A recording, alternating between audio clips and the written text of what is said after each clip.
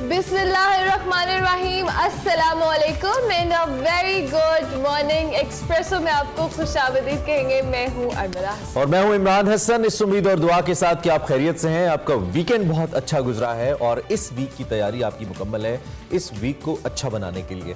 भाई कहते हैं कि गलती करना कोई बड़ी बात नहीं, इंसान है तो गलती करेगा और गलती से सीखना सबसे ज़्यादा ज़रूरी है। और जितना ज़्यादा ज़रूरी है गलती से सीखना, उतना ही इंपॉर्टेंट है गलती को ना दोहराना। कल एक बहुत अहम मैच था जिस पे हम सबकी नज़रें थी, इनफैक्ट पूरी दुनिया की नज़रें थी, बिकॉज ये T20 वर्ल्ड कप का फाइनल था और टाइटल की दौड़ थी तकरीबन 44 मैचेस के बाद और एक महीने से ज़्यादा वक्त के बाद कल ये मैच हुआ, जिसके बारे में स्पेकुलेशंस पहले तो ये थी कि शायद ये मैच हो ही ना बारिश की वजह से, लेकिन महकमा मौसमियात भी पाकिस्तानी टीम की परफॉर्मेंस की तरह बहुत अच्छा परफॉर्म ना कर पाया और वो जो 95% बारिश की पेशगोइयाँ थी गलत साबित हुई। मैच हुआ और पाकिस्तान के लिए अच्छा नहीं हुआ और अच्छा नहीं हुआ, लेकिन इंग्लैंड फिर T20 वर्ल्ड चैंपियन बन गया। पाकिस्तानी टीम जिस मुश्किल और जिन अप्स एंड डाउन्स के बाद सेमीफाइनल में उसने क्वालिफाई किया, उसके बाद तो पूरी कौम बड़ी पुरुमीद थी कि ये फाइनल जो है, ये जो ट्रॉफी है, ये जो टाइटल है, पाकिस्तानी टीम अपने नाम करेगी। लेकिन अनफॉर्चुनेटली कल का मैच ऑब्वियसली बहुत अच्छा क्रिकेट खेली पाकिस्तान ने, अच्छी क्रिकेट खेली, हम इस पर बिल्कुल डिनाई नहीं करते, लेकिन स्टिल कुछ ऐसी गलतियां थी जो आज हम जिस पर इन डिटेल बात करेंगे और जो नहीं दोहरानी चाहिए, जैसे इमरान ने प्रोग्राम के आगाज में कहा। लेकिन कल का दिन हमारा नहीं था और इंग्लैंड का दिन था और कल इंग्लैंड ने T20 वर्ल्ड कप जीत लिया। और पाकिस्तान की परफॉर्मेंस हम बुरा तो नहीं कह सकते, लेकिन बैटिंग ऑर्डर पाकिस्तान का या बैटिंग लाइनअप पाकिस्तान का कल फिर एक्सपोज हुआ और पाकिस्तान के बैटर्स कल फिर कोई काबिले कदर काबिले जिक्र कारकर्दगी न दिखा पाए। तकरीबन 8 ओवर डॉट्स खेली हमने, ये सबसे बड़ा नुकसान हुआ। बॉलिंग में भी हमने कुछ गलतियां की जिसमें कुछ एक्स्ट्रास बहुत ज्यादा थे। फील्डिंग 130-32 रन को डिफेंड करते हुए, 138 रन को डिफेंड करते हुए जैसी चाहिए वैसी अप टू द मार्क नहीं थी, लेकिन बॉलर्स ने वंस अगेन अपना किरदार भरपूर तरीके से निभाया और शायद यही वजह थी कि दुनिया भर के जितने भी क्रिकेट को देखने और समझने वाले लोग हैं, उन्होंने पाकिस्तान को best bowling side of the world करार दिया। और फिर एक हमारे जो पेस अटैक बॉलर थे, उनके जख्मी होने की वजह से मैच का पासा कैसे पलटा वो तो हमने देखा, लेकिन overall it was a very good cricketing day I must say. और मेलबर्न वैसे भी क्रिकेट का घर है, लॉर्ड्स और मेलबर्न के हवाले से हम अगर बात करें तो कल यकीनी तौर पर जो क्रिकेट का घर था उसके मकीन बहुत खुश थे, because it was such a match that we watched. बिल्कुल, it was well deserve title. ये भी कहा इंग्लैंड ने भी बहुत अच्छा खेला और उसको बिल्कुल डिनाई नहीं कर सकते। इन डिटेल हमने इंग्लैंड T20 के जो वर्ल्ड चैंपियन बना है इस पे हमने बात करनी है, लेकिन उसके साथ साथ कल बड़ा वो भी हुआ। लेकिन एक चीज हम बता दें कि अब इंग्लैंड वाहिद टीम है जिसके पास ये एजाज है कि वो T20 और वनडे दोनों के वर्ल्ड चैंपियन है। ऑब्वियसली इस पे हम इन डिटेल एज यूजुअल बात करते हैं, लेकिन जनाब कल बड़ा अनफॉर्चुनेट वाकया पेश आया।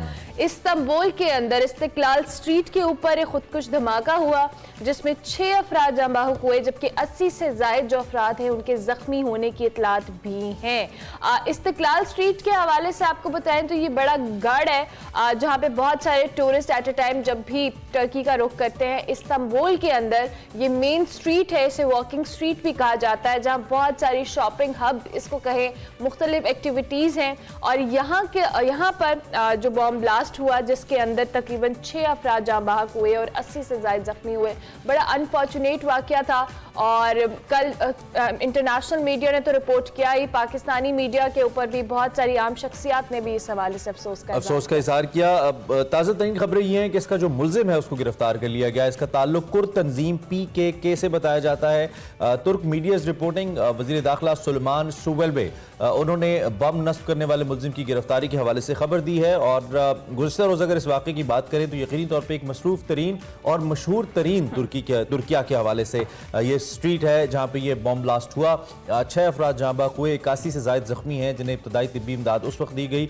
इसमें से कुछ जख्मी ऐसे हैं जिनकी अब भी हालत तशवीशनाक है और खदशा ये है कि शायद जो जाँ बाहक होने वालों की तादाद है उसमें इजाफा हो सकता है। एक टूरिस्ट थे, उनके कैमरे ने ये मनाजिर महफूज किया, आपको दिखा भी रहे हैं। और उसके बाद दुनिया भर ने देखे। तुर्किया के सदर तैयब उर्दवान ये कहते हैं कि जो मासूम शहरी हैं उनकी जाने लेने वालों को वही सजा मिलेगी जिसके वो मुस्तहिक हैं। इसके साथ साथ जी तुर्किया की जो नायब सदर है उन्होंने उन्होंने ये भी कहा कि जो खुदकुश बमबार थी वो खातून थी और ये धमाके के बाद जो भगदड़ मची उसके मनाजिर हमने आपको अपनी टीवी स्क्रीन पर भी दिखाया। पाकिस्तान में भी जी प्राइम मिनिस्टर ने, इमरान खान ने, वजीर दाखिला ने, सब ने इस वाक़े की मजम्मत की है और तुर्की के साथ इजहार यकजहती भी दिखाया है। उन्होंने कहा है कि ये काबिल मजम्मत है ये वाक़या और इस तरह के वाक़यात नहीं होने चाहिए, दहशत गर्दों के सामने नहीं झुकना, ऐसा तुर्किया के सदर ने भी कहा। और ओवरऑल अगर हम इस वाक़े के हवाले से बात करें तो बहुत ही अफसोसनाक बात। और तुर्की एक ऐसी जगह है जहाँ पे बहुत सारे लोग एज टूरिस्ट जाना पसंद करते हैं, बहुत मसरूफ तरीन जैसा आपने कहा ये जगह है। तो अल्लाह गरीक़ रहमत करे उन लोगों को जो कि इस वाक़े के अंदर जाँ बाक हुए और उसके अलावा अल्लाह मदद फरमाए उन लोगों की जो कि ज़ख्मी हैं। और तुर्की हमारा ब्रदर इस्लामी मुल्क है, हम इज़हार यकजहती करते हैं और साथ दुआ करते हैं कि जल्द इसके जो मास्टर माइंड्स हैं वो केफरे किरदार तक पहुँचें। ये अहम वाक़या था जिसका तज़किरा ज़रूरी था, लेकिन सबसे बड़ी खबर तो क्रिकेट ही है। पाकिस्तानी टीम रवाना हो चुकी है बरस्ता दुबई। कल से हमारे प्लेयर्स आना शुरू हो जाएंगे, कुछ प्लेयर्स लाहौर, कुछ रावलपिंडी और कुछ पेशावर पहुंचेंगे। पाकिस्तानी कौम ने बड़ा जबरदस्त तरीके से इस मैच को देखा और मैं बड़ा अप्रिशिएट करता हूं पाकिस्तानी शायकीन को और पाकिस्तानी कौम को, जिसमें हम भी शामिल हैं, कि पाकिस्तानी कौम ने खुले दिल का मुजाहिरा किया और इत्मीनान का इजहार किया कि अगर हम हमारा दिन नहीं था, हम ट्रॉफी नहीं जीते, लेकिन मुकाबला तो दिले ना किया। ये बहुत अच्छा ट्रेंड हमने देखा है कि कल हारने के बावजूद जब टीम होटल वापस आ रही थी तो बहुत सारे पाकिस्तानी फैंस, वो वीडियो भी है जिसमें बहुत सारे पाकिस्तानी फैंस दिल पाकिस्तान गा के उन्हें बैकअप कर रहे थे और ये बड़ी अच्छी बात है, अच्छा क्रिकेटिंग ट्रेंड है। क्योंकि नॉर्मली जब भी टीम वापस आती थी हार के, या तो बेचारे मुंह छुपाते इधर उधर घूमते फिरते रहते थे, एयरपोर्ट पे कोई कहीं निकल गया कोई, लेकिन आप बड़े खुश दिली से आ रहे। एक बात बहरहाल हसन मौजूद है कि कल जिस तरीके से दुनिया की बेहतरीन बैटिंग लाइन को हमने सिर्फ 138 रन डिफेंड करते हुए वक्ते डाले, सेकंड टाइम थरथल्ली डाली, I mean that was superb. और हम एक्सपेक्ट भी कर रहे थे और फर्स्ट ओवर विकेट ऐसा लगता है कि शाहीन का एक खासा बन गया, चाहे सामने एलेक्स हेल्स हो या जोस बटलर। शाहीन अपनी क्लास नहीं छोड़ते हैं और ये उनकी सबसे बेहतरीन बात है। सो इज रऊफ, जिस तरीके से वो आए और फिर जो कमबैक नसीम ने किया, जिस तरीके से उनका बॉल बाहर जा रहा था और मेरे ख्याल में कोई 8-10 बॉल्स ऐसी थी नसीम शाह की जिस पे कंफर्म विकेट्स बनती थी, लेकिन ओब्वियसली आगे चूंकि वर्ल्ड क्लास बैट्समैन थे, बैटर्स थे, तो विकेट्स नहीं निकली। लेकिन पाकिस्तान की बॉलिंग कमाल रही और पाकिस्तान बेहतरीन खेला। सो हम कह सकते हैं कि तुम जीतो या हारो, हमें तुमसे प्यार है, वैसे ही कहना चाहिए। चले हमारे साथ हमारे क्रिकेटिंग एक्सपर्ट्स मौजूद है, सलीम खालिक साहब हमारे साथ मौजूद होंगे और जाहिद मकसूद साहब होंगे। दोनों को हम खुश आमदीद कहेंगे। Thank you very much. Salim साहब आपका भी, जाहिद साहब आपका भी। सबसे पहले सलीम साहब आपकी जानिब आते हैं। इंग्लैंड T20 चैंपियन बन गया और पाकिस्तान के हवाले से बड़े पुरुमीद थे हम, जितना हमने अच्छा लास्ट मैच देखा था न्यूजीलैंड के खिलाफ पाकिस्तानी टीम की परफॉर्मेंस, क्या कहेंगे इस मैच के हवाले से? मैं तो वही सोच रहा था स्टार्ट लूंगा, तुम जीतो या हारो हमें तुमसे प्यार है, आप लोगों ने कह दिया। खैर, परफॉर्मेंस अगर देखें तो ओवरऑल अगर आप देखें तो कोई इतनी गैर मामूली पाकिस्तान टीम की रही नहीं। आप बोलेंगे क्या बात कर रहा है, लेकिन अगर आप स्टैट्स भी देखें जी, हमने न्यूजीलैंड के खिलाफ मैच में एक्स्ट्राऑर्डिनरी परफॉर्म किया, नो डाउट, क्योंकि उधर हमें अपने मतलब की पिच मिल गई थी, तो वहां पर बॉल आ रही थी सही तरह बैट पे, तो हुआ। फिर एक्सपेक्टेशन उससे बहुत ज्यादा बढ़ गई। फाइनल में आए, हमारी बैटिंग बहुत बुरी तरह नाकाम और माशाल्लाह जैसे आपने बताया 48 डॉट बॉल्स यानी 8 ओवर। पावर प्ले में पाकिस्तान ने 6 में से 3 ओवर मेडन खेले क्योंकि 18 डॉट बॉल्स थी, तो जुर्म है। तो जब आप इतने कम रन बनाए और उसके बाद सोचे कि बॉलिंग लाइन जो है वो दिफा कर लेगी इसका, तो ये तो उन बेचारे बॉलर्स के साथ भी नाइंसाफी है। लेकिन नो डाउट बहुत जबरदस्त बॉलिंग की। शाहीन आफरीदी बेचारा अनफिट था और मैं तो सबसे ज्यादा खिराज तहसीन पेश करना चाहूंगा शाहीन आफरीदी को, जो लंगड़ाते हुए फील्ड से बाहर गए थे, लेकिन फिर जाके उन्होंने कहा नहीं मुझे जाना है वापस और अपनी टीम के लिए परफॉर्म करना है, और वो बेचारा आया। खैर एक बॉल बाद दोबारा इंजर्ड हो गए, लेकिन आप इससे अंदाजा लगाएं कि कमिटमेंट कितनी है उस प्लेयर में कि वो आ गया। यहाँ मैं ये भी कहूंगा कि टीम मैनेजमेंट का काम था कि उसको आने नहीं देना, क्योंकि एक वर्ल्ड कप जो है वो शाहीन शाह आफरीदी से बढ़कर नहीं है। उसको इंजरी के बावजूद जो खिलाया, अब न जाने उनके आगे क्या हो, लेकिन मुझे थोड़ा डाउट है कि दोबारा इंजरी शायद उनकी हो गई, मसला होगा। बहुत ज्यादा पाकिस्तान की बैटिंग में हमें इश्यूज नजर आए। जोड़ी नंबर 1 हमारी ओपनिंग पेयर हमारा एक मैच के अलावा नहीं चल सका और हमने बहुत ज्यादा हारिस से उम्मीदें बांध ली थी। नौजवान प्लेयर है और होता है ऐसा कि जब कभी इस तरह से खेलने वाले, जो आजादी से खेलने वाले प्लेयर होते हैं, वो हर मैच में इस तरह परफॉर्म नहीं कर सकते, उनको फिर पकड़ लेते हैं। कल भी ऐसा हुआ। शान मसूद बहुत टाइम लेते हैं। स्टैट्स अगर आप देखें तो शान मसूद के बहुत अच्छे हैं, लेकिन अगर हम फील्ड में देखें तो अगर वो एक छक्का चौका नहीं लगाते तो उनकी फिर डॉट बॉल उनकी भी काफी ज्यादा है। तो ओवरऑल अगर आप बॉलिंग लाइन जबरदस्त, बैटिंग जो है उसने मायूस किया। जाहिद मकसूद साहब, आप भी यकीन तौर पे सलीम खालिक साहब जो बात कह रहे हैं कि हमें बैटिंग लाइन ने मायूस किया और कोई एक्स्ट्रा ऑर्डिनरी हमारी परफॉर्मेंस नहीं रही, गलतियां पे गलतियां हमने की, देयर इज नो डाउट, गलतियां की हैं तो मैच आ रहे हैं, ना करते तो ना हारते। Your take on yesterday's match Zahid साहब। हाँ इमरान, क्योंकि ज़ाहिर है सारी कौम की तरह हमने भी मैच देखा है। एक तो पहली बात यह है कि सलीम खालिक ने जो कुछ कहा मैं सुन नहीं पाया उनकी राय से, और जहाँ तक मेरी अपनी राय है कि मैच बहुत ज़बरदस्त हुआ है। ज़ाहिर कि पूरी दुनिया कह रही है जैसे कि 137 रन को डिफेंड करना बहुत मुश्किल था। पाकिस्तान ने बैटिंग में गलतियाँ की हैं, नो डाउट। अगर रिजवान थोड़ी देर टिक जाते या मोहम्मद हारिस ये समझ लेते कि हर मैच में चौके छक्के नहीं लगते जैसे पहले 3 मैचों में उन्होंने लगाए थे, क्योंकि हारिस के आने से साउथ अफ्रीका के खिलाफ जब वो पहला मैच उनको खिलाया गया फ़खर जमा के अनफिट होने पर, तो वहाँ पे उन्होंने टेम्पो बनाया टीम का। तो यहाँ पर ये पिच ऐसी नहीं थी, ये स्लो पिच थी, अनइवन बाउंस था इस पे गेंद। अगर कंपैरिजन करें हमारे बॉलर्स का और इंग्लैंड के बॉलर्स का, तो इंग्लैंड के बॉलर जो हैं वो गेंद को स्पीड या पेस पे तवज्जो नहीं दे रहे थे, वो देख रहे थे क्योंकि हमारे बॉलिंग भी बहुत अच्छी हुई है, लेकिन हमारे बैट्समैन शायद उस हद तक इसको समझ नहीं सके। बाबर आजम आदिल रशीद की एक बेहतरीन गेंद पर गुगली पर आउट हुए हैं, उसके बाद इफ्तिखार की वजह से टीम जो है अंडर प्रेशर में आई। पावर प्ले में सिर्फ पाकिस्तान 39 कर सका। इससे पहले आपने देखा होगा दोनों जो सेमीफाइनल खेले गए तो न्यूजीलैंड के 38 रन थे पावर प्ले में, 2 आउट हो चुके थे, और इंडिया के 38 थे, उनका 1 आउट हो चुका था। इस हिसाब से पावर प्ले में पाकिस्तान ने काफ़ी कम रन्स बनाए हैं। जब इफ्तिखार आए थे, जिनको प्यार से चाचा भी वो कहते हैं और माइंड भी करते हैं, उन्होंने क्योंकि एक बेहतरीन गेंद पर आदिल रशीद की बाबर आउट हो चुके थे और अगली 6 गेंदें वो फिर डॉट खेल गए। ओवरऑल जैसा आपने खुद जिक्र किया तकरीबन 8.1 गेंद जो है ओवर जो है, जब 49 गेंदें डॉट होंगी तो फिर 12 ओवर में कम स्कोर नहीं है जो 137 किया। लेकिन मैं फिर भी समझता हूँ कि गलतियों के बावजूद इंग्लैंड वेल डिजर्व टीम थी। उनके 4 बड़े प्लेयर जो हैं वो फिटनेस मसाइल का शिकार थे। देखिए मार्क वुड बाहर बैठे थे, डेविड मिलान बाहर बैठे थे, जॉनी बेरेस्टो टीम जब अनाउंस हो गई है तो गोल्फ खेलते हुए अनफिट हो गए, फिर रीस टॉपले यहाँ से वापस चले गए। ये 4 वो प्लेयर थे, अगर ये होते प्लेइंग साइड के मेंबर होते, गोया कि इंग्लैंड जो है 4 प्लेयर्स के बगैर खेला। और फिर क्रिस जॉर्डन को देखें आखिरी मौके पर 2 मैच खेलने को मिले हैं, उन्होंने बहुत अच्छी बॉलिंग की है। एक वेल डिजर्व टीम थी। बेन स्टोक्स की वापसी देखें कितनी शानदार हुई है कि वही बेन स्टोक्स हैं जिनको ब्रैथवेट ने 4 छक्के लगाए थे, वही बेन स्टोक्स हैं जिन्होंने 2019 का वनडे वर्ल्ड कप जो है जितलाया अपनी टीम को, और कल भी बेन स्टोक्स जो है हालांकि उनके आने से पहले कहा जा रहा था कि वो अनफिट हैं, अपनी फॉर्म में नजर नहीं आ रहे वो उस तरह से जिस तरह से उनको अपनी फॉर्म में होना चाहिए। सलीम साहब, जिस तरह जाहिद साहब ने बड़ा डिटेल बल्कि ये गलतियां थी, लेकिन स्टिल इंग्लैंड एक वेल डिजर्व्ड साइड थी और कल उन्होंने बहुत अच्छा खेला। उनकी जो स्ट्रेंथ थी उन्होंने उसको बेहतरीन अंदाज में, चाहे वो स्ट्रैटेजी में हो, बॉलिंग में हो, बैटिंग में हो, फील्डिंग में हो, बड़े बेहतर अंदाज में यूटिलाइज किया। So what do you think कि वेल डिजर्व थी इंग्लैंड की टीम?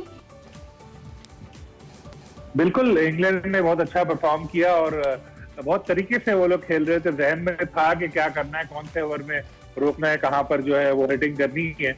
लेकिन साथ में वेल डिजर्व तो हमारी टीम भी थी, हम लोग भी जिसको हमें मौका मिला।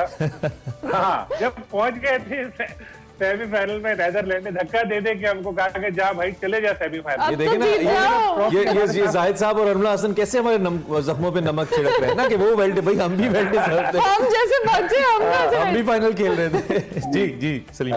तो जब आ गई थी ट्रॉफी, हमें नजर आ रही थी कि यार अब तो बस एक मैच जीतना है, तो यकीन माने मुझे इसका ज्यादा अफसोस हुआ। अगर वो पहले राउंड के बाद ही बाहर हो जाते तो चलो 2-4 दिन बुरा भला के भूल जाते, लेकिन अब इतने सामने ट्रॉफी आ गई, हमने सोचा था कि इस टीम को लाहौर का चक्कर लगाएंगे, खुली बस में बिठा के नमाज में लेके वजह होंगे, हम भी इंटरव्यू करेंगे, सारी चीजों पर जो है वो पानी फिर गया।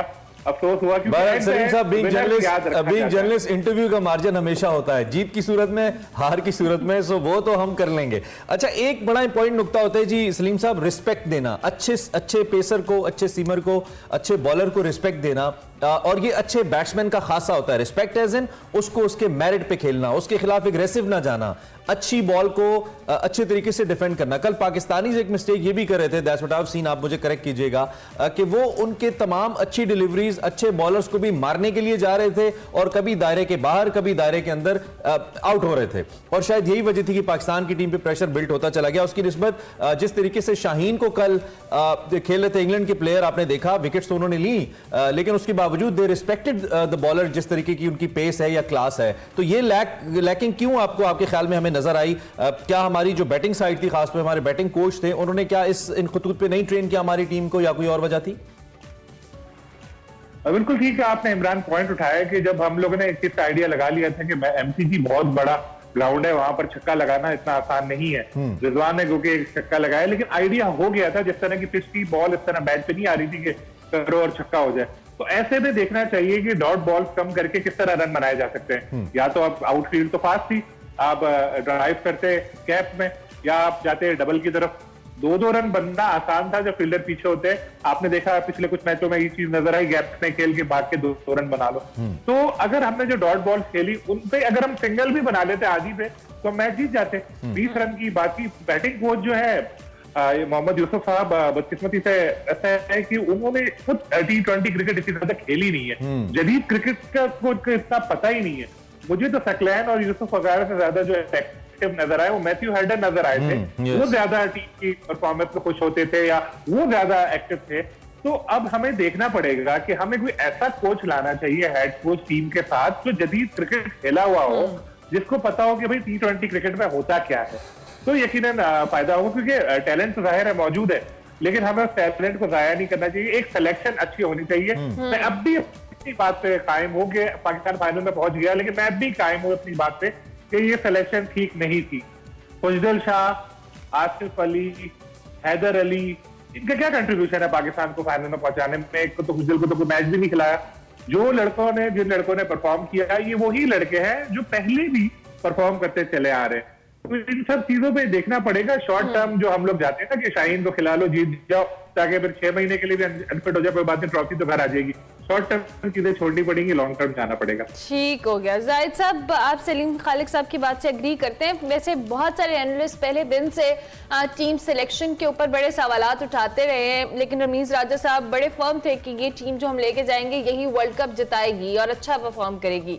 परफॉर्मेंस तो दी, वर्ल्ड कप नहीं जीते, लेकिन टीम सिलेक्शन के हवाले से आप क्या देखिए रमला, हमारी टीम के साथ ना हमेशा लक का आंसर रहा है। यही खुशदिल शायद जब PSL में ये मुल्तान सुल्तान्स की तरफ खेल रहा था और इसने हारिस रऊफ को 26 रन बनाए थे, अब वो बिल्कुल ही हमें खुशदिल आउट हो गए। आसफ अली जो है, जिनको ये बार बार ये बावर कराया गया कि तुमने आखिर में आना है और सिर्फ छक्के लगाने हैं, उसका टीम को नुकसान होगा। लेकिन टीम सिलेक्शन की जहां बात की है, तो कल का जो फाइनल था उसमें अगर सबसे कोई इग्नोर्ड प्लेयर मेरी नज़र में है जिसके साथ ज्यादती भी हो रही है, और शायद कप्तान ये कहते हैं हम मोराल अप करना चाहते हैं, वो मोहम्मद नवाज है। तो नवाज जो है एशिया कप में बेहतरीन परफॉर्मर रहे। यहाँ पे उनको एक बैड ओवर पड़ा जब इंडिया के खिलाफ हारे हैं, तो नवाज को अपनी टीम में तो रखा प्लेइंग साइड में, ना आप उसको बॉलिंग दे रहे हैं, ना प्रॉपर टाइम को उसको बैटिंग दे रहे हैं, तो मोराल ऐसे तो प्लेयर का हाई नहीं होता। इसके बरक्स जो है बाकी प्लेयर हैं, अगर वो अच्छा नहीं खेलते तो टीम के साथ साथ उनको बॉलिंग देनी पड़ती है।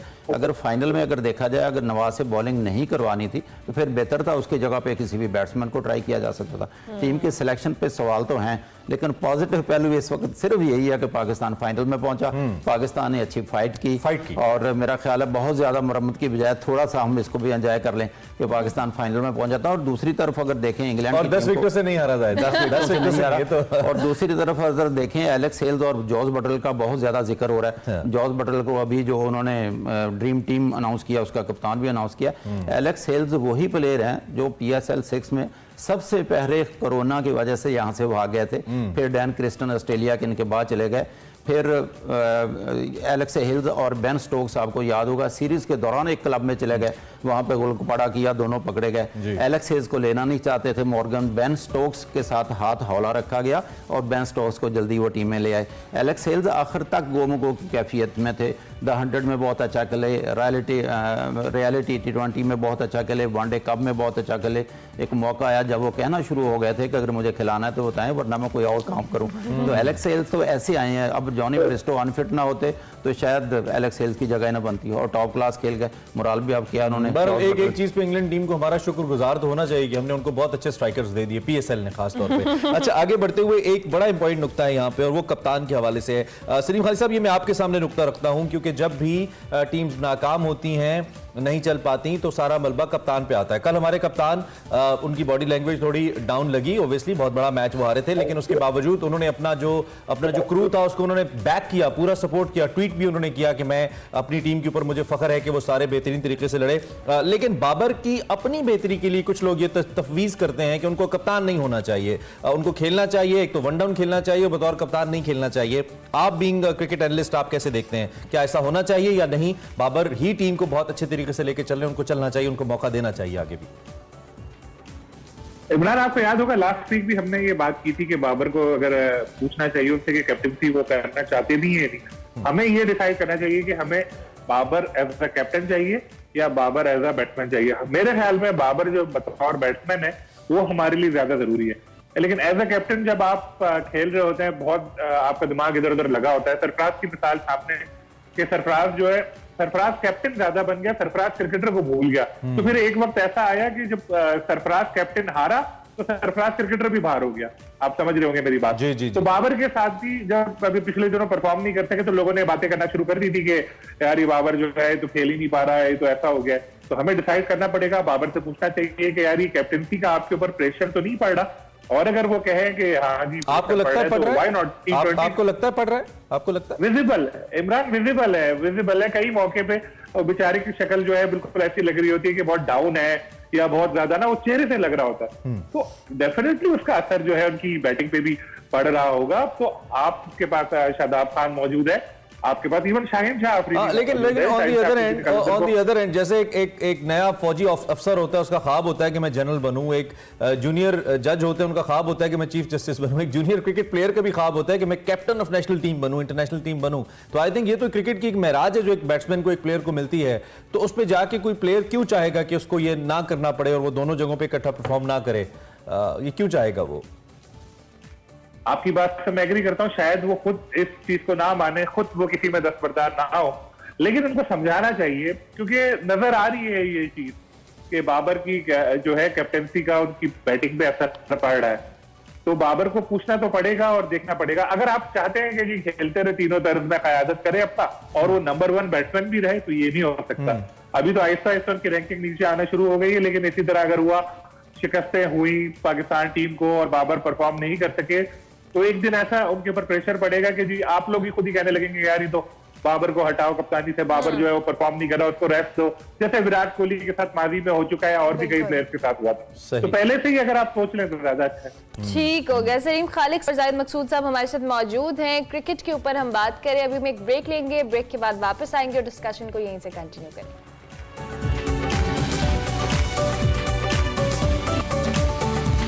Welcome back to Expresso. Break के बाद वापस आ गए हैं। T20 वर्ल्ड कप के हवाले से हम बात कर रहे थे, पाकिस्तानी टीम की परफॉर्मेंस को डिस्कस कर रहे थे। सलीम खालिक साहब और जाहिद मकसूद साहब हमारे साथ मौजूद हैं। जाहिद साहब कह रहे हैं पूरा साल हम टीम की मरम्मत करते हैं, अब हम अच्छी अच्छी बातें करेंगे। जाहिद साहब बताइए हम क्या अच्छी बात करना चाहते हैं? अच्छी बातें तो जरूर है, जाहिर है वर्ल्ड कप अब अभी अर्मला ख़त्म हुआ है, तो इस वर्ल्ड कप के बाद अब फाइनल के बाद जब सोचते हैं तो ये नज़र आता है कि सबसे ज़्यादा जो है मैच अपसेट हुए हैं जो बारिश ने सबसे ज़्यादा अपसेट किया है। और प्रेडिक्शन देखें, पाकिस्तान इंडिया का मैच था उसमें 92% बारिश होनी थी, वो नहीं हुई। फाइनल में 95% पे हम चले गए थे, इसमें भी बारिश नहीं हुई। अपसेट नताइज का अगर जिक्र किया जाए तो मैं सोचता हूँ कि पता नहीं सबसे बड़ा मैच अपसेट कौन सा था। क्या एशियन चैंपियन श्रीलंका नामीबिया से हार गई पहला मैच, वो बड़ा अपसेट था? क्या पाकिस्तान जिम्बाब्वे से हार गया, क्या वो बड़ा अपसेट था? या नीदरलैंड ने साउथ अफ्रीका को हराया, पाकिस्तान सेमीफाइनल में पहुंच गया, डिफेंडिंग चैंपियन ऑस्ट्रेलिया आउट हो गई, क्या वो सबसे बड़ा अपसेट था? क्या 2 बार की चैंपियन वेस्ट इंडीज पहला राउंड ही क्वालिफाई नहीं कर सकी, क्या वो सबसे बड़ा अपसेट था? इसलिए बड़ा थ्रिलिंग हुआ। कम से कम ये तो ऐसा अच्छा हो गया ना कि कोई इजारादारी नहीं रही। लेकिन मुझे जब अमला हसन ने कहा ना कि कोई मुख्तलिफ बात करे, मुझे लगा आप $8 लाख की बात करेंगे जो कम से कम हमारे पास आए, हमारे जरे मुबादला हमें मिला।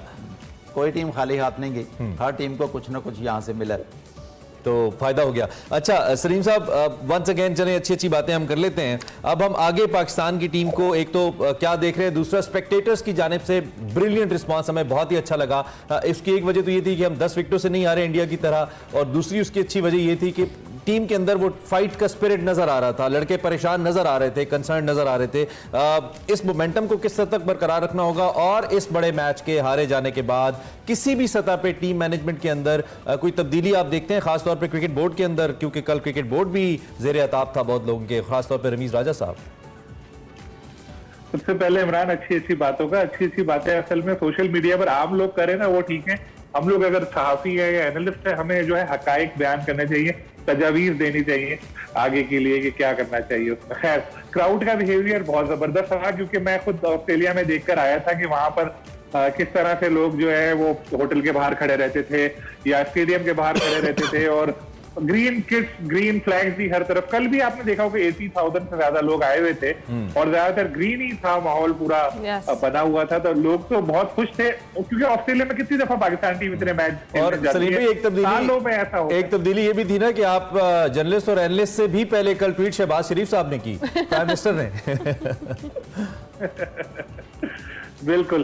तो इसी तरह से जब आप चेंजेस की बात कर रहे हैं, तो वो चेंजेस जो है शायद एंड ऑफ दिस मंथ या अगले महीने के आगाज में शायद कोई चेंज हो जाए। लेकिन अगर चेंज हुई भी ना, तो उसका इससे ताल्लुक नहीं है कि जी इंडिया ने जैसे सौरव गंगुली को हटाया तो ये थोड़ी देखा कि परफॉर्मेंस कैसी है, उनको अगले टाइम के लिए नहीं लेकर आया, उनको हटाना था, हटा दिया। तो इसी तरह अगर हुआ, गवर्नमेंट ने ऐसा सोचा, फिलहाल तो नहीं सोच सकते, एंड ऑफ द मंथ या अगले महीने के आगाज में कुछ सोचा उन्होंने ऐसा, तो बिल्कुल वो कर सकते हैं इस तरह के चेंज। क्योंकि बहुत सारे लोग जो है उन्होंने अपने नाम की तख्तियां तक बनवा के रखी हुई है कि यार चेयरमैन फलाना, और फिर वो लाहौर में जाके बैठूंगा गद्दाफी स्टेडियम में फिर होगा, और लोग जो कर रहे हैं काफी सारे। और इन दी एंड एक और बात दिलचस्प, मैं आप दोनों एक्सपर्ट्स की तवज्जो भी दिलाता चलूं कि हर दफा एक सोशल मीडिया सेंसेशन भी होता है, खास तौर पे जिसका ताल्लुक भारत से होता है। एक टूर्नामेंट में सिवाग बने थे, आपको याद होगा, वो बाप वाला कमेंट करके, फिर हरभजन सिंह बने, और इस दफा इरफान पठान थे। ग्रेस की बात बहुत ज्यादा हुई, ये भी एक अच्छी बड़ी हाईलाइट थी। शामी ने भी एक शामी की भी कल हाईलाइट था, वो भी कुछ बट ये कि शामी ने जिस तरीके से ख्यालात का इजहार किया, उन्होंने कहा ये कारमा है, कारमा नहीं है, वी प्लेड द गेम, और हम वापस आए और हमने फाइनल तक क्वालिफाई किया। आई थिंक एब्जॉर्ब नहीं कर पाते इंडियन प्लेयर्स, ये नहीं होना चाहिए। इसकी निस्बत जब वो बैट पैच उन पे चल रहा था, जब इंडिया के लोग ही शामी को गालियां दे रहे थे, तो रिजवान ने बड़ी पॉजिटिव ट्वीट की, रिजवान ने भी की थी, बाबर ने भी ट्वीट की थी। तो ये एक अजीब सा ट्रेंड है। At the end Salim Khalid साहब कुछ कहना चाहें, लास्ट 30 सेकंड्स? देखिए, बात ये है कि इंडिया के जो क्रिकेटर रहे, सेलिब्रिटीज हैं, मुस्लिम, मेरे से पहले हमने रिस्पेक्ट, उनका तो बेचारों को सर्वाइवल ही यही है कि वो इस तरह से तारीफ करें या पाकिस्तानियों को बुरा भला बोले। वो समझते हैं कि शायद इस तरह हमें वफादारी का सर्टिफिकेट मिल जाएगा, तो उनकी मजबूरी है। खैर, इंशाल्लाह आगे हमारी टीम अच्छा परफॉर्म करेगी, टाइटल जीतेगी, लेकिन इतने करीब आ गए थे, अब तो बस ट्रॉफी के साथ ही आना चाहिए था। खैर, कोई नहीं। ट्रॉफी हमारे फैजाद साहब इन दी एंड कुछ कहना चाहिए। देखिए इमरान, हालिया दिनों में जो टीम खेल रही है, बड़े ही अरसे के बाद, बड़े ही सालों के बाद मैंने एक टीम को एक होते हुए देखा है। वो कप्तान बाबर है, या इससे पहले सरफराज थे। तो टीम जो है एक है, मर्जा होकर खेलती है, एक दूसरे का साथ देकर खेलती है। आपने शाहीन की बॉडी लाइन देखी, रिजवान की देखी, शादाब की देखी, मैं वो 3 नाम ले रहा हूँ जिनको हम कहा जाता है कि बाबर की जगह लेने के लिए तैयार हैं। तो टीम एक है, यही फाइटिंग स्पिरिट बरकरार रखे टीम, इंशाल्लाह टीम फ्यूचर में मजीद तरक्की करे इंशाल्लाह। ये होता है पॉजिटिव। यस, ये पॉजिटिव नोट होता है। वही बात है, जीतो या हारो, हमें तुमसे प्यार है, लेकिन ट्रॉफी की तरह करीब थे, ये रिग्रेट हमें बस हर बार ना हारो। हाँ, हर बार ना हो। चलें जनाब, wish them a very best of luck. हमने क्रिकेट पे आज बहुत लंबी बात की है, और अभी हमने ब्रेक पे जाना है। ब्रेक के बाद वापस आके हमने सियासत की बात करनी है। मिलते हैं ब्रेक के बाद, आप देखते रहिए एक्सप्रेसो।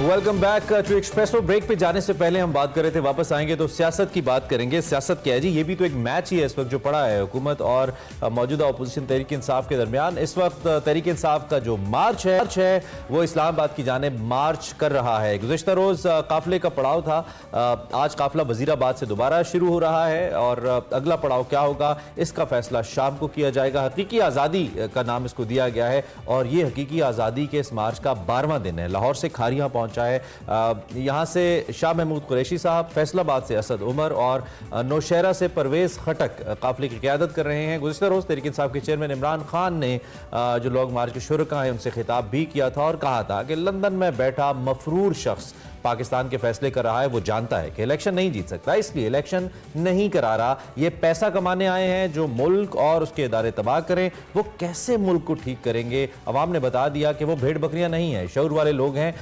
अगर हमने लोगों को एहतजाज का सही तरीका न बताया तो श्रीलंका वाला हाल होगा, ये इमरान खान ने कहा। क्योंकि के नौजवान समझ गए हैं 20 साल पहले उसने सागदार ने बयान दिया उनके लंदन के फ्लैट चोरी के पैसों से बने, जबकि पनामा जब आया तो शहबाज शरीफ, नवाज शरीफ, उनके बेटे सब भागे हैं, वजीर आजम बन गया है। डेली मेल ने सब बता दिया है कि कैसे चोरी की। वो लंदन में केस चला, उसको अदालत ने जुर्माना कर दिया है। डेली मेल ने साथ साथ चोरी का पैसे के बारे में भी बताया है कि जिन्होंने कोई काम ठीक ना किया वो आज आर्मी चीफ लगाने जा रहे हैं।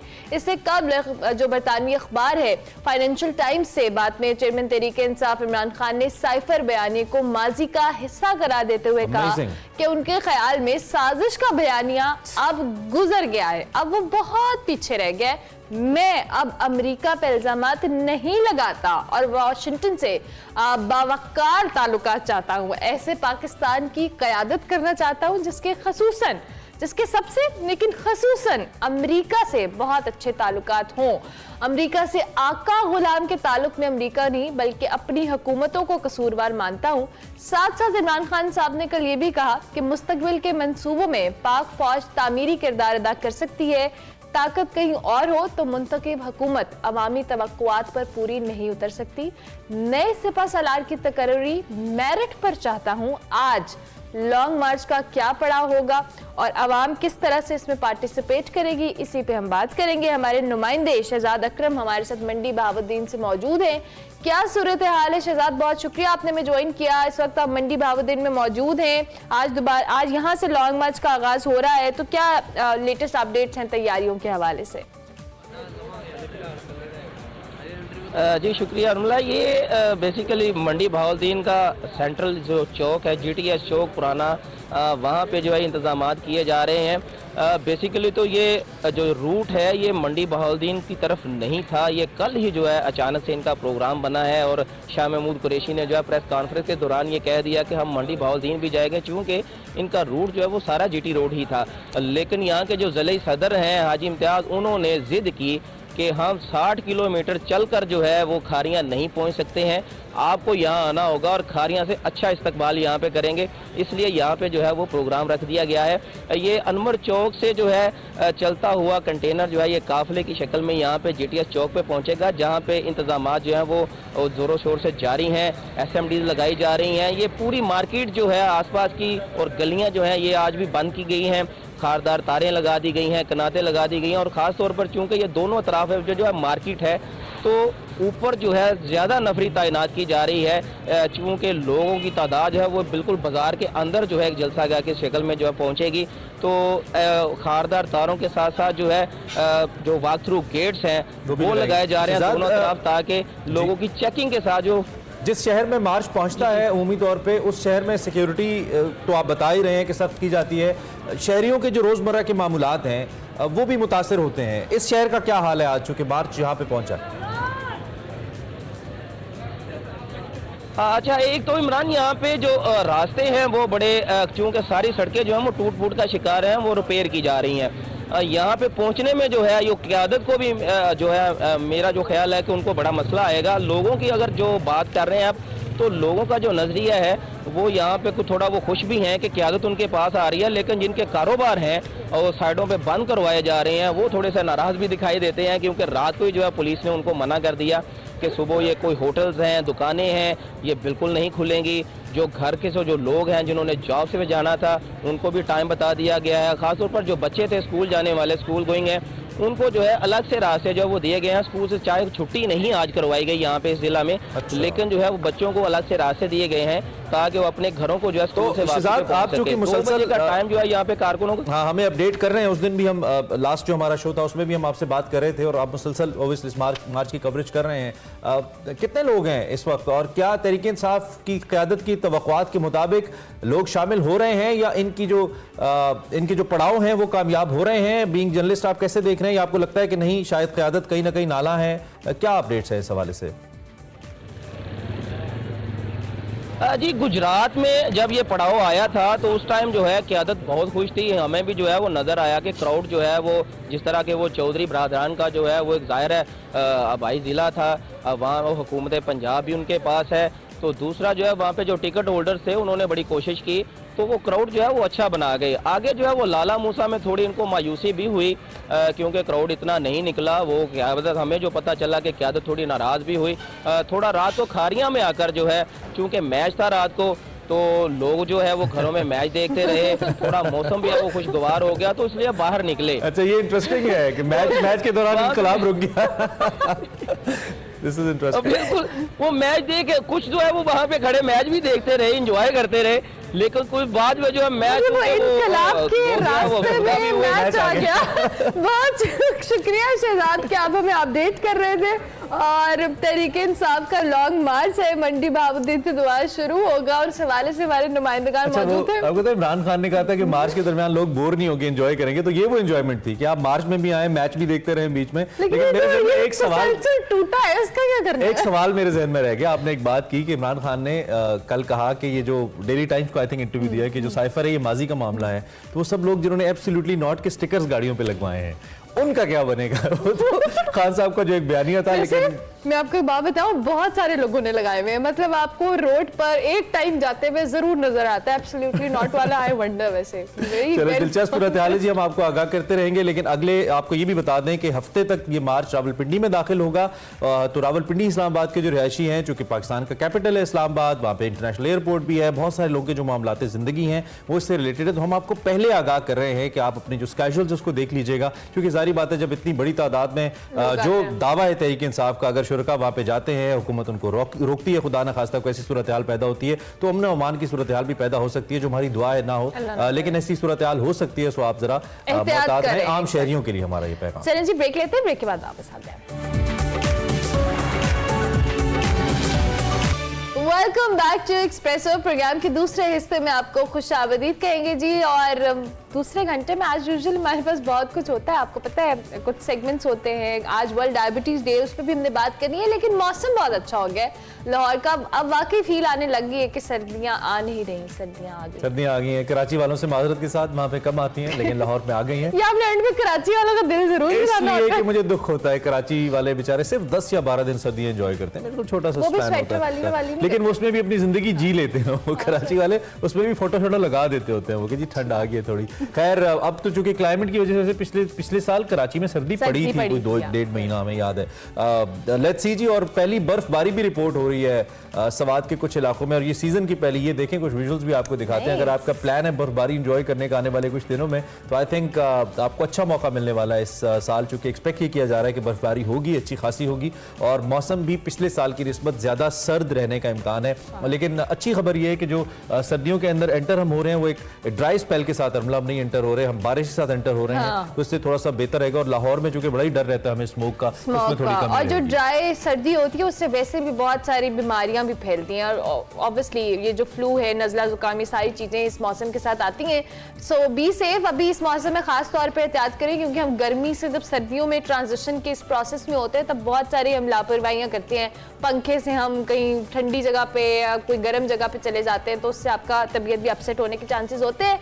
सो बी सेफ और इस मौसम को एंजॉय करें, क्योंकि ये मौसम आउटडोर बैठ के चाय पीने वाला है, बारबेक्यू का मौसम है, तो उसको आपने भरपूर तरीके से। वाह वाह वाह, क्या मुफ्त मशवरे सुबह सुबह आप दे रही हैं आवाम को। अच्छा, आगे बढ़ते हैं जी। इससे पहले कि हम अपना सेगमेंट आपको दिखाएं जो कि टूरिज्म से रिलेटेड है, और इसी चूंकि बर्फबारी का जिक्र है वो भी आपको दिखाएंगे, लेकिन उससे पहले एक बैरुल अक़वामी खबर हमारे पास है। वो पेरिस के एयरपोर्ट पर, आपको याद है, एक शख्स जो बड़े मशहूर हैं, ईरानी एक शख्स, उनके द टर्मिनल, और नाम इनका मेहरान करीमी नासरी है। 1988 से royal Charles de Gaulle airport Paris पर मुकीम थे, और एक छोटा सा इसका हिस्सा था, इसको अपना घर बना रखा था, इंतकाल कर गए हैं। कई बरस से, इससे पहले कई बरस वो बेल्जियम में रहे। उन्हें नीदरलैंड्स और बरतानिया और जर्मनी ने दुरुस्त इमिग्रेशन कागजात ना होने की वजह से निकाल दिया, लेकिन फ्रांस में उन्हें रहने की इजाज़त दे दी गई। मगर वो पिछले कुछ अरसे से पहले एयरपोर्ट वापस लौट आए थे। 2004 में उनकी ज़िंदगी पर द टर्मिनल नामी एक फिल्म भी बनाई गई थी, और एयरपोर्ट एहलकारों के मुताबिक उनकी जो मौत है ये तिबी वजूहात की बिना पर हुई है। But he was such an interesting character actor जिनके ऊपर एक फिल्म भी बनाई गई, so he is How no more can with us. someone live on an airport for 18 years? मतलब I wonder. हमारी तो घंटा फ्लाइट हमारे लिए मसला हो जाता है कि अब होता कब ये उड़ेगी और कब हम यहाँ से निकलेंगे।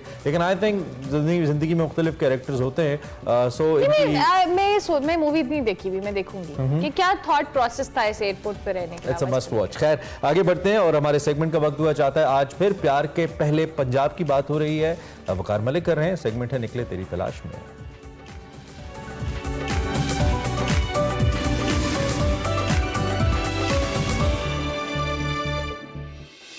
अस्सलाम वालेकुम नाज़रीन, आप देख रहे हैं निकले तेरी तलाश में। और निकले तेरी तलाश में इस दफ़ा जो किताब है जिस पे हमने तार साहब से बात करनी है, बड़ी ही खूबसूरत एक किताब, बड़ी ही खूबसूरत किताब का नाम प्यार का पहला पंजाब।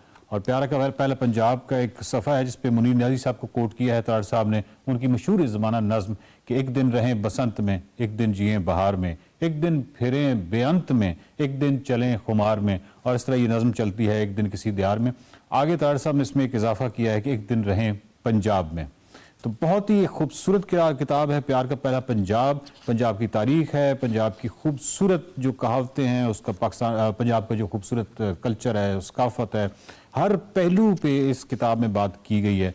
और तार साहब आपसे पहला सवाल पंजाब के हवाले से, और पंजाब के हवाले से आपके नावलों में भी बहुत तफसीली जिक्र मिलता है। पंजाब के साथ आपकी जो मोहब्बत है वो कोई ढकी छुपी बात नहीं है।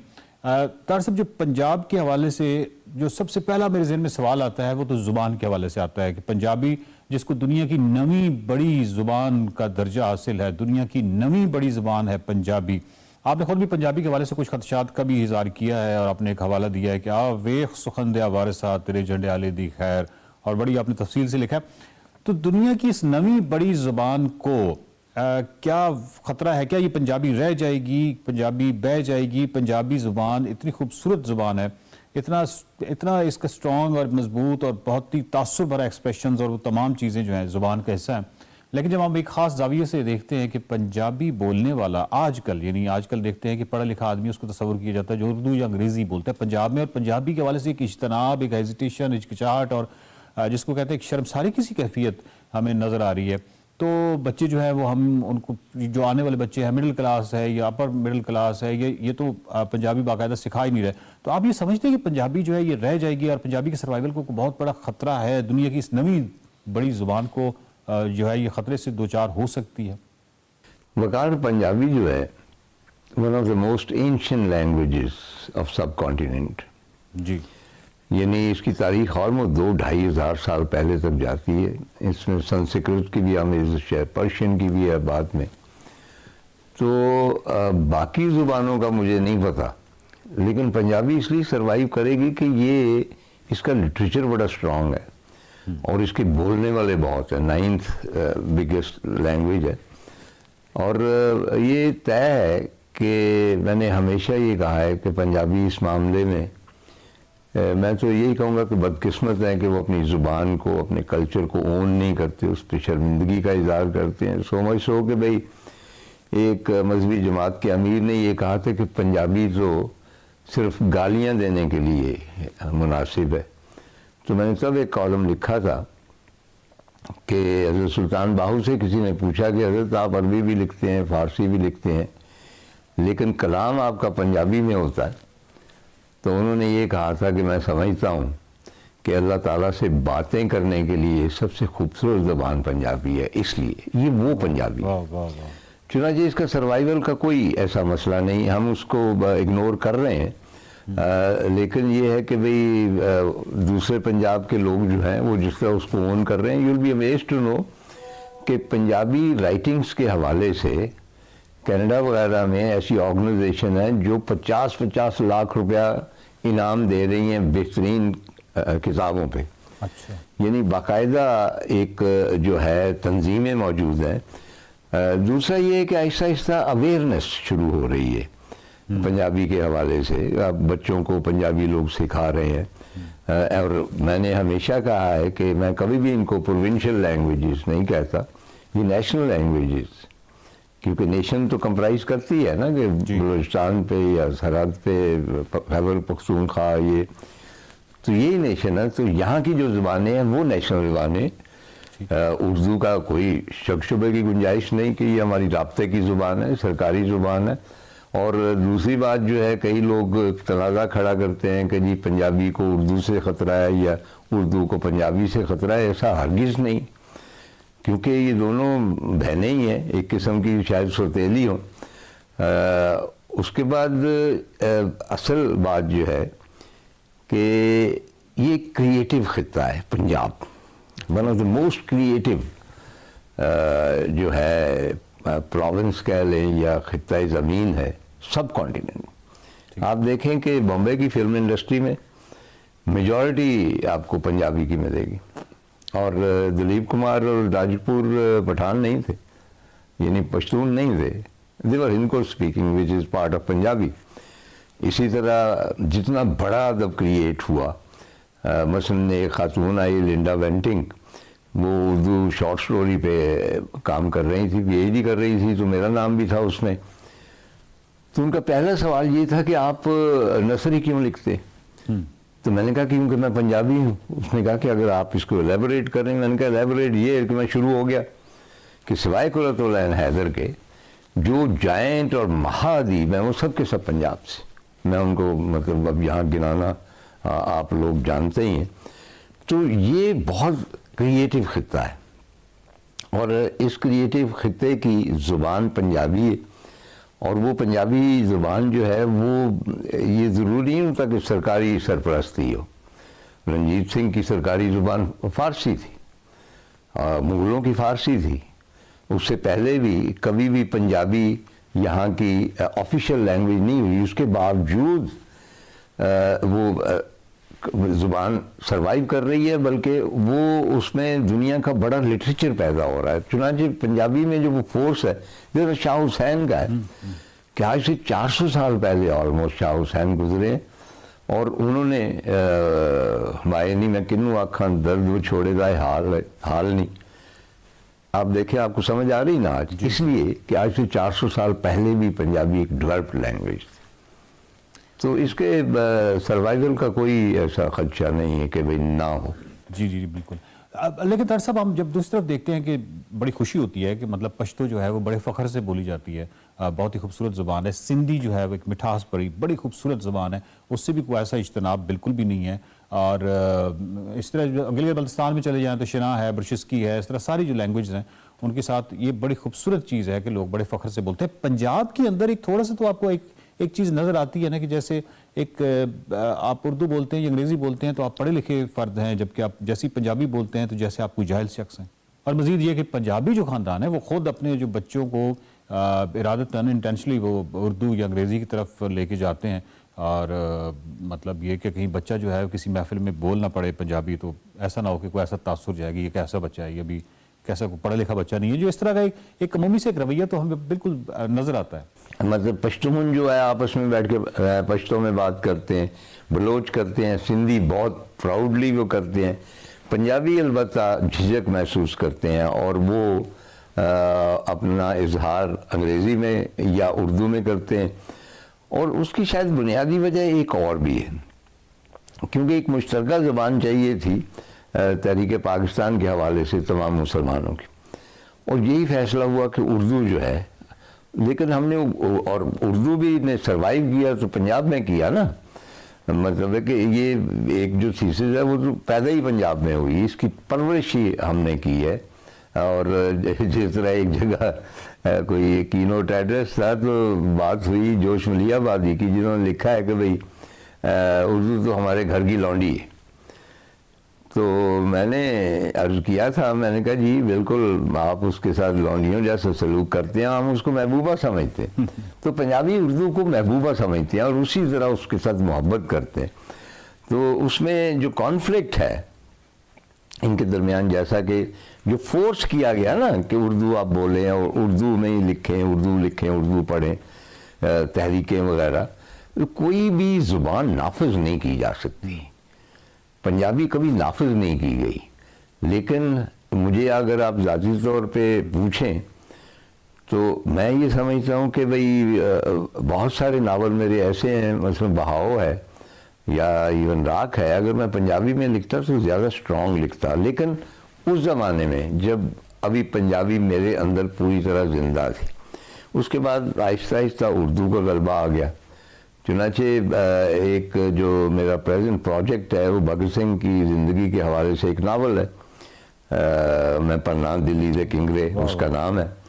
और वो मुझे मुश्किल पेश आई लिखते हुए, क्योंकि 50 साल का फासला था, दरमियान में उर्दू थी और वो सारा मेरा इजहार उर्दू में आ रहा था।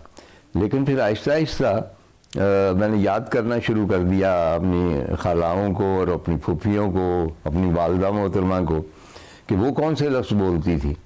और आहिस्ता आहिस्ता वो चीज़ें, वो जो लफ्ज़ मुझे याद आते चले गए।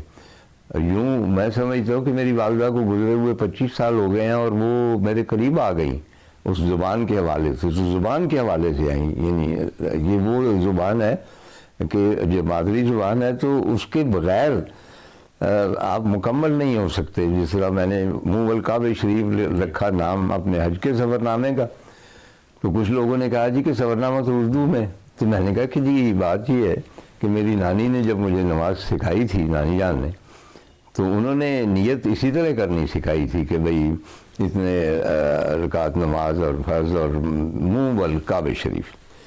तो आई फील कि नियत सिर्फ मादरी ज़ुबान में ही हो सकती है। तो जिस ज़ुबान में नियत नमाज की हो, वो जाहिर है कि आपके नज़दीक तो वही सबसे ज़्यादा इफेक्टिव है। बिल्कुल। तार साहब, आपने पहले सफ़े पे एक लिखा है कि पंजाब के 5 दरियाओं के नाम जिनके पानियों ने मेरी तख्लीक की, खेती को सदा सैराब किया, हमेशा सरसब्ज रखा, कभी बंजर ना होने दिया। तो जब भी आप तख़य्युल में पंजाब को लाते हैं तो पंजाब यानी 5 दरिया ही आपके ज़हन में आते हैं? मतलब अभी भी गो के अब ऐसा है नहीं, 3 दरिया हैं। देखिए, सरस्वती भी खुश्क हो गया, हाकला भी खुश्क हो गया, और भी कई नदियाँ होंगी जो खुश्क हो गई जी। लेकिन वो सरजमीन का हिस्सा रहती हैं। और वो दोनों सतलुज और ब्यास बेशक आलमोस्ट खुश्क हो चुके हैं, लेकिन उनकी नमी तो बाहर तौर बरकरार रहती है ना, और आप उसको चेंज भी नहीं कर सकते। अब ये 5 आब है, 5 पानी है, तो उनको सेयाब भी नहीं कह सकते। चुनाचे इससे कुछ फ़र्क नहीं पड़ता कि वो दरिया हैं या नहीं है, वो हमारे अंदर बहते हैं। नाज़रीन, टाट साहब के साथ गुफ्तगू का सिलसिला जो है वो प्यार का पहला पंजाब के हवाले से जारी है। प्यार का पहला पंजाब, क्या खूबसूरत नाम है, और इस किताब में बड़ी खूबसूरत और बड़ी मोहब्बत के साथ जो पंजाब का जिक्र किया गया है, पंजाब की रवायात का जिक्र किया गया है, पंजाब की लोक दानिश का जिक्र किया गया है, सूफिया का तज़किरा है, और जो हमारी रवायात हैं, सकाफ़त है, ज़ुबान है, शायरी है, इन तमाम चीज़ों को मतलब इकट्ठा करके पंजाब को बड़ा ही खूबसूरत अंदाज से बयान किया गया। प्यार का पहला पंजाब के हवाले से हमारी जो गुफ्तगू है वो तार साहब के साथ जारी है। प्यार का पहला पंजाब के हवाले से बहुत सारे सवालात हैं जो हमने तार साहब से पूछने हैं। अगली किस्त में फिर मुलाकात होती है। देखते रहिए निकले तेरी तलाश। Welcome back to Expresso. कुछ आपकी सेहत के बारे में बात करते हैं, जो कि हमारा बड़ा बुनियादी मकसद होता है कि मुख्तलिफ शोबों पे बात कीजिए, और सेहत उसमें बड़ा अहम एक मौजू है जिसमें हम बात करते रहते हैं। आज हम डायबिटीज़ के बारे में बात करने जा रहे हैं, चूँकि इससे आगाही और बचाव का आलमी दिन मनाया जा रहा है, और इस दिन का बुनियादी मकसद इस मरज़ के हवाले से जो पैदाशुदा पेचीदगियाँ हैं, इसकी अलामात हैं, इसके बचाव के मुतालिक आगाही फराहम करना है।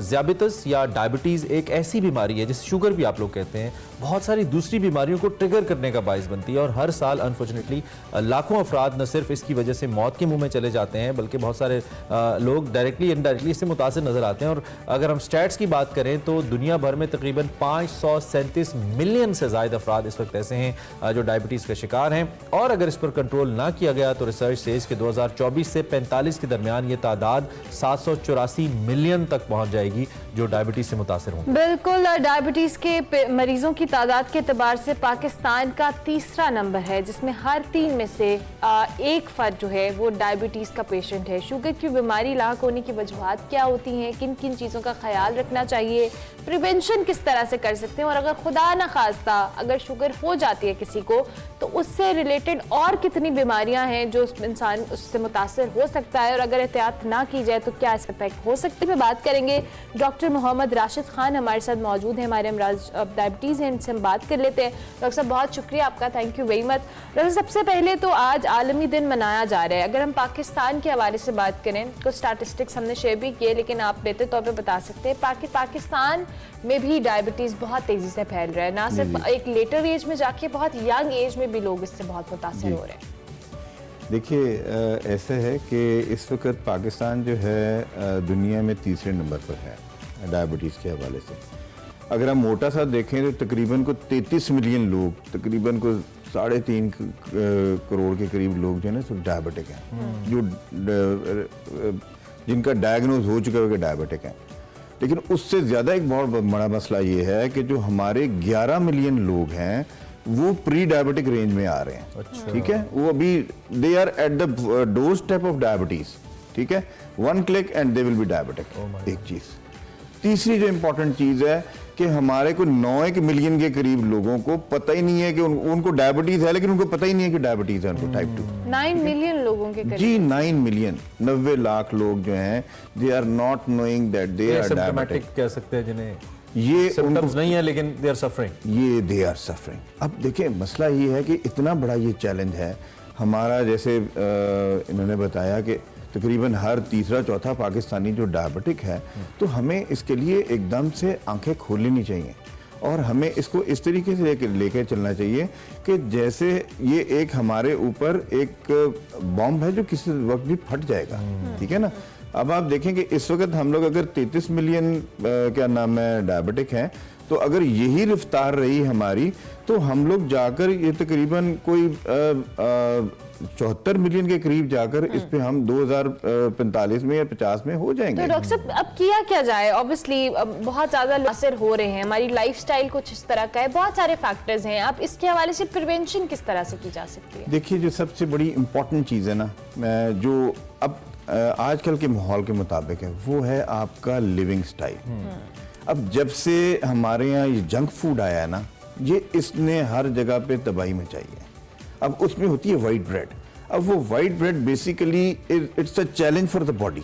ठीक है, तो वो इतनी ज़्यादा लोडेड शुगर के साथ होती है कि वो उसने फास्टली बर्न करना होता है, उसने चैलेंज देना होता है बॉडी को। अब मसला ये है कि हम इसको किस तरीके से कर सकते हैं। सिंपल सी चीज़ें देखें, हमारे ज़माने में हम जब छोटे थे हमें क्या मिलता था, हम सब्जियां जाके निकाल लेते थे, उधर से क्यारी से सब्जी निकाली, वो ऑर्गेनिक चीज़ें खाते थे हम लोग और अल्हम्दुलिल्लाह हम सेटल रहते थे।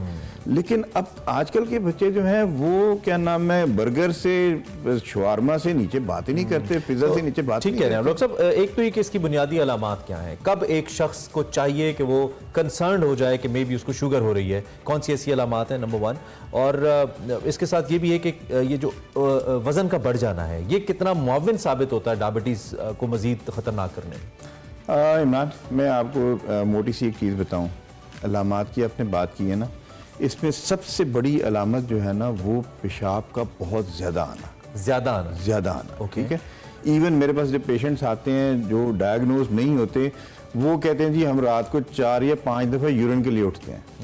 ठीक है, एक चीज़। नंबर 2, दूसरा मसला ये है कि आपको बहुत ज़्यादा भूख लगती है, बहुत ज़्यादा आप वोरेशियसली खाते हैं। ठीक है, लेकिन उसके बावजूद आपका वजन कम होता जा रहा होता है। तो ये एक बहुत मतलब पॉलीफेजिया, पॉलीयूरिया, ये बहुत बड़ी निशानियों में से निशानी है। थर्ड जो आपने बात की है ना, ओबेसिटी, जो वजन बढ़ जाता है। अब वजन बढ़ने से क्या होता है, ये खवातीन में बड़ा कॉमन जी, वेट बढ़ जाता है। बिल्कुल आप सही कह रहे हैं। देखें अब उसमें जो सबसे बड़ा मसला है ना वो ये है, अगर हम थोड़ा सा इसको समझे ना, मेरे आम पाकिस्तानी जो इस वक्त सुन रहे हैं, मैं उनके लिए ये बता रहा हूँ कि ये शुगर जो है ये होती क्यों है। अब बड़ा मसला ये होता है, लोगों को असल में पता नहीं होता, वो छुपाते भी फिरते हैं। बड़ी हमारे यहाँ मिथ्स भी हैं शुगर के हवाले से। लेकिन मोटी सी चीज़ एक समझने की ये है कि जिस तरह हम लोग एक कमरे में बैठे हुए ना, उस कमरे का दरवाज़ा है, उसका एक लॉक है। ठीक है, कोई जिसने अंदर आना होगा वो लॉक खोलेगा, दरवाज़ा खोलेगा, अंदर आएगा। ठीक है, अब लॉक के अंदर एक चाबी लगती है। अब इसी तरह से हमारे जो खुलिये हैं इनके अंदर भी शुगर डोर्स हैं, ग्लूकोज डोर। अब उस डोर को खोलने वाली चाबी का नाम क्या है? उसका नाम है इंसुलिन।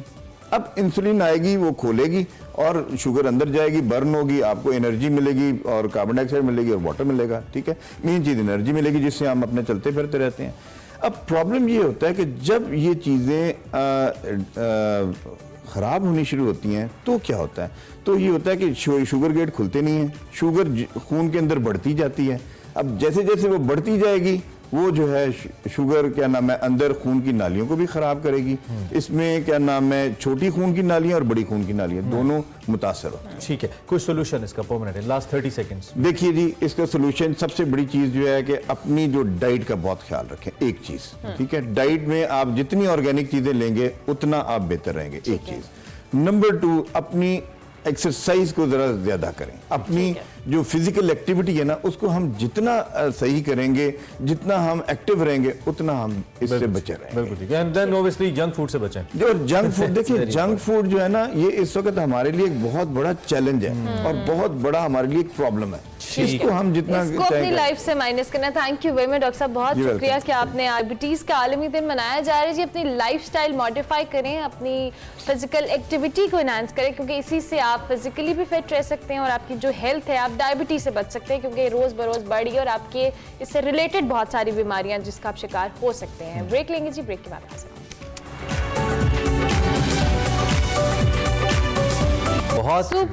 बहुत खूबसूरत हमारे साथ हारून खान मौजूद हैं जिनकी आप आवाज़ सुन रहे हैं और उनके साथ इंद्रियास मौजूद हैं। तारुफ इनका ये है, हारून खान की हम अगर पहले बात करें, वॉइस ऑफ अलहमरा अवार्ड समेत गुलकारी के मैदान में कई अवार्ड एज यंग म्यूजिशियन जीत चुके हैं। सूफियाना मौसीकी में भी ज़बरदस्त मकाम रखते हैं, गज़ल गाते हैं, पंजाबी गाते हैं और बहुत कमाल गाते हैं। और इंद्रियास जो उनके साथ मौजूद हैं उनके तारुफ के लिए इतना ही काफ़ी है कि ये तारिक खान साहब के शागिर्द हैं और उनका हाथ भी आपको बता रहा है कि और अंदाज भी बता रहा है। जबरदस्त, आप दोनों से मिलकर बहुत अच्छा लगा भी हमें। हारून, बहुत ही जबरदस्त। कैसे आप? ठीक ठाक हैं? जी जी सर, बिल्कुल ठीक। आपने हमारी सुबह को बहुत खूबसूरत बना दिया ये खूबसूरत सी पंजाबी गा के।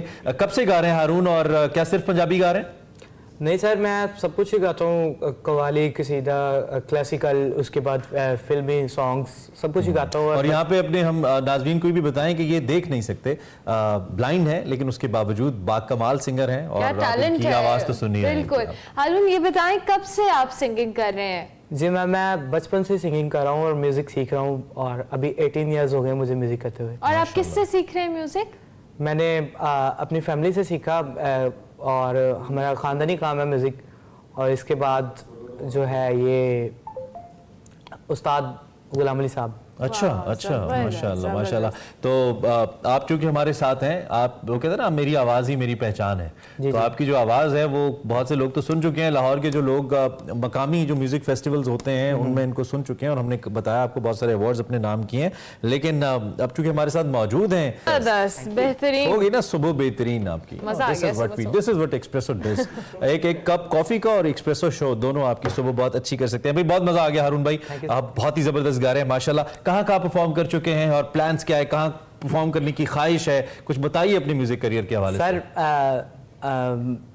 बड़ा करम मालिका, मैंने पूरे पाकिस्तान में सिंगिंग किया है और अभी रिसेंटली 2022 में बड़ा टफ कंपटीशन था जिसमें उस्ताद हामिद अली खान साहब जज थे। अच्छा। और खैर सारे क्लासिकल सिंगर्स का वो कंपटीशन था, तो ये मालिक की बड़ी करम नवाजी है कि उसमें से मैंने फर्स्ट प्राइज। माशाल्लाह, जबरदस्त। तो आगे क्या प्लान है, कहाँ पे परफॉर्म करने की ख्वाहिश है हारून आपकी? मेरी ख्वाहिश है कि मैं ऑल वर्ल्ड में काम करूं अपनी सिंगिंग का, ताकि जो बिगनर्स म्यूजिक कर रहे हैं अभी लोग, उनके लिए मैं एक मैसेज कन्वे करूं अपनी सिंगिंग के रिलेटेड। एंड ऑब्वियसली म्यूजिक को कहा जाता है कि it's a language of peace and love and harmony, और वो आप बोल रहे हैं। आखिर में बिल्कुल एक तो आप दोनों को एक बार फिर आपका बहुत शुक्रिया, आप तशरीफ लाए। Welcome back to Expresso. Programme के आखिरी हिस्से में आपको खुशामदीद and we have something interesting at the same time अफसोसनाक। यस, अफसोसनाक और बहुत हॉरिबल सा एक सीन था। कल अमेरिका में एयर शो के दौरान दूसरी आलमी जंग में इस्तेमाल होने वाले 2 तैयारे आपस में टकरा कर तबाह हो गए। डेलस के अंदर जी मीडिया रिपोर्ट्स के मुताबिक ये दूसरी आलमी जंग की याद में मुनक्किदा एक एयर शो था जिसके दौरान आलमी जंग में इस्तेमाल होने वाले 2 तैयारे आपस में टकराए और बहुत बुरे तरीके से टकराए और दोनों में टकरा कर ये फुटेज आप देख रहे हैं इसमें तबाह होते हुए देखा जा सकता है। और एक इसमें एक बड़ा जहाज था और एक इसमें एक छोटा जहाज था जो तबाह हुआ। कुछ डेथ्स की भी रिपोर्ट आई है कि कुछ लोग इसमें जाँ बहक भी हुए हैं। ये जो तैयारे हैं ये दूसरी आलमी जंग के दौरान इस्तेमाल किए गए थे और उस दौर में इन तैयारों को अमेरिका की ताकत समझा जाता था। लेकिन कल ये जो शो हमने देखा इसमें और ये मनाजिर जो हमने देखे ये खौफनाक भी हैं और एक बड़ा सवालिया निशान भी है कि ये इतना बड़ा हादसा कैसे हो गया और सिर्फ एक कैमरे की नहीं कई कैमरे की जो वहाँ पे थी उन्होंने इसको महफूज किया। अफसोसनाक वाक़या है, बट इंटरेस्टिंग भी है एट द सेम टाइम। ये कैसे हुआ, जो एविएशन पढ़ने वाले हैं समझने वाले हैं उनके लिए इसके अंदर बहुत सारे सवालात भी हैं। प्रोग्राम का वक्त अपने इख्तिताम को पहुंचा। आई होप आप का ये वक्त हमारे साथ अच्छा गुजरा होगा। इंशाल्लाह कल आपसे दोबारा मुलाकात होगी। तो दिन अपना ख्याल रखिए।